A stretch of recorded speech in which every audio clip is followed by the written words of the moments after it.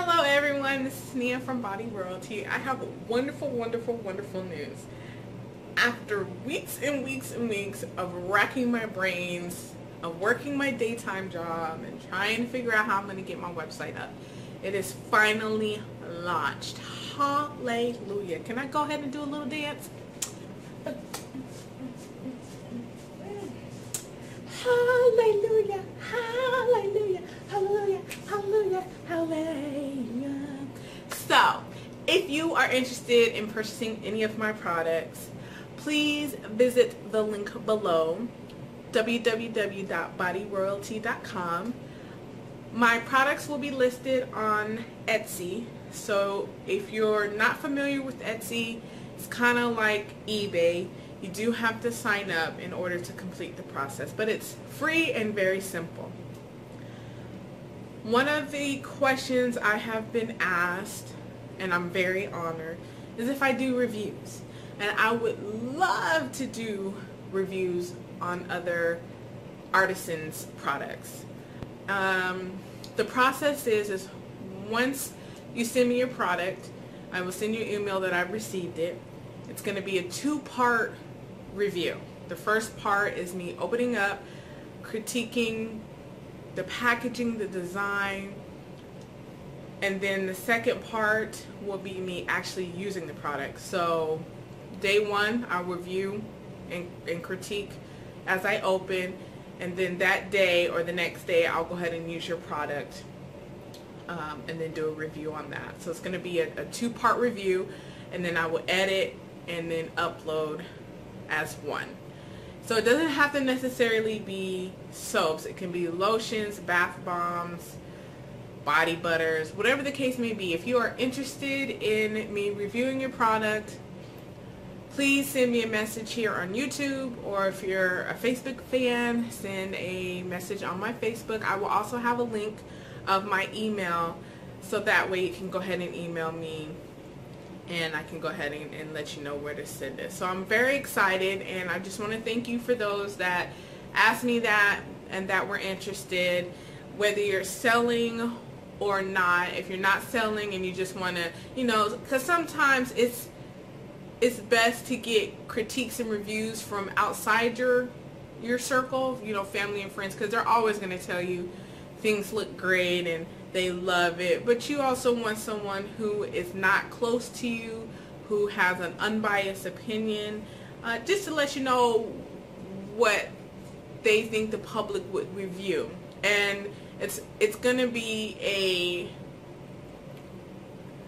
what's the word I'm thinking of, a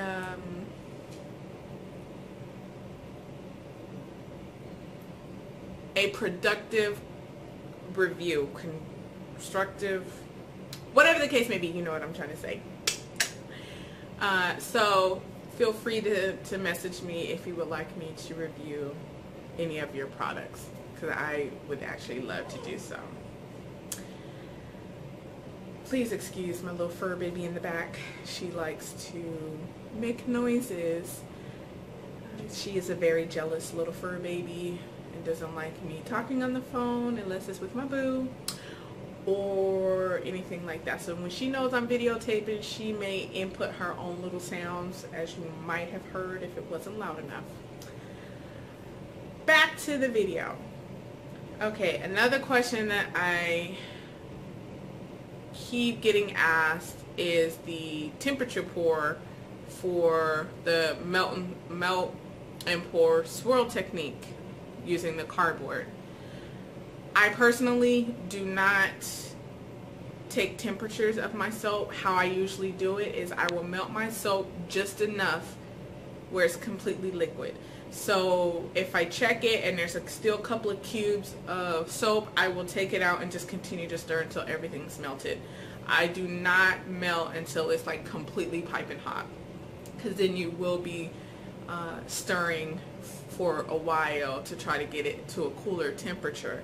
So I just melt it just enough.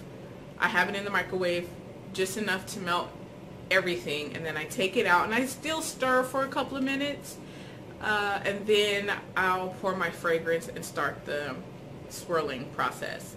If I had to kind of take a guess, as the temperature, since I don't do it, I would probably say around 120 is a good temperature to start pouring your soap.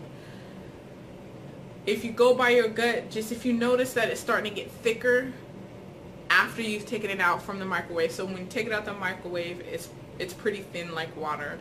And then eventually as you start stirring, it'll kind of become thicker. So when you notice that it's becoming a little bit thicker, then go ahead and start to pour your soap.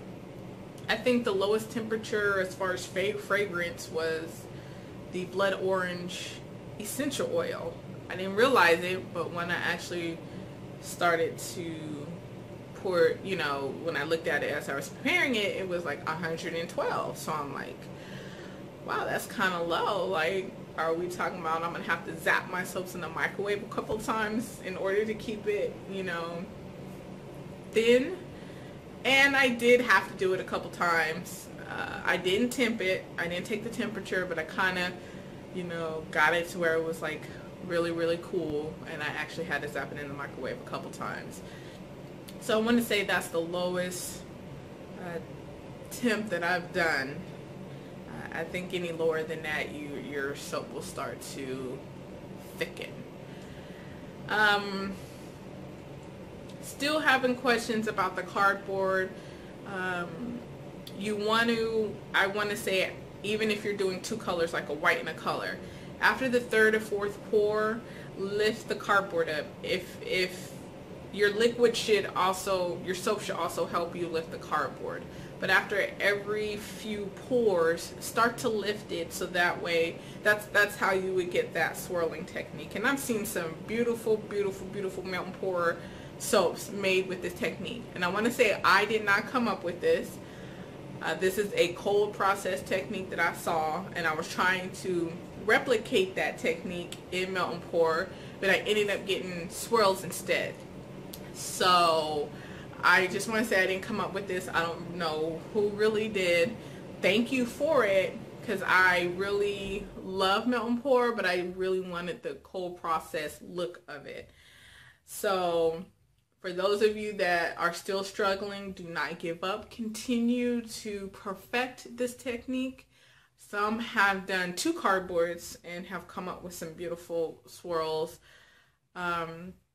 So just continue. Do not give up. I've had bad batches by this technique. A couple of other people have had bad batches, but it's a process, and we live and we learn. I think there was another one. I tried to stay away from like writing stuff down, but maybe it's a good idea I do. But I just want to say, thank you. I think it was Trish from Facebook who named the cardboard, because it started out with this technique and then they went to the cardboard technique. So everybody was calling it cardboard technique. And then I think it was Trish from Facebook who put my name to it and was like, it's the Shania swirl. So now everyone that's doing it is calling it the Shania swirl. Or for short, SS swirl. But I just want to say thank you. It's an honor that you would name something like that after me. I tell my boyfriend and I just crack up. But, you know, some were asking why would I share this. This was something that would set my products apart from others. And I feel like, you know, this is something that melt and pour enthusiasts have struggled with, you know, trying to get that perfect swirl in it. And Soap Queen actually did a good tutorial of a swirl, more melt and pour kind of technique, but it didn't use the cardboard. It was like a drop swirl. She did a good one. But, you know, it's just something like we're all struggling, you know, and I wanted to get this technique looking like cold process. And I figure, you know, a lot of people are trying to get that same thing. and they get frustrated and they end up quitting, or they throw away all their Melt and Pour products because they can't get it like cold processed. So I figure, hey, why not share it? You know, it wasn't my ideal. The cardboard technique wasn't my ideal to begin with in the first place. So it was there for me. I accidentally stumbled upon it. And, you know, hey, why not share it? And, you know, again, I've seen cupcakes done with this cardboard swirl, or the SS swirl. Beautiful cupcakes, by the way. So if you, and loaves and every other thing that you can think of that you could possibly make soap out of, people have done this technique. Also the drop swirl. So the next thing I want to try to conquer is the column pour. I actually do have something to pour to use as a column. I just haven't had a chance to try to do it. I would say the max for a column pour for Melt and Pour is probably 4 colors. Or yeah, 4 colors. And you want to make sure you are prepared, because you're going to have to work fast, and so that way your soap is not setting, and then your soap is not setting with the column in it. So I'm stuttering. Not so much stuttering, but that aspect of it. So I just wanted to give you an update. Again, I will have all the information, my email, my website, my Etsy, for those of you that want me to review your products. And all I can say is keep swirling, and happy swirling. Bye.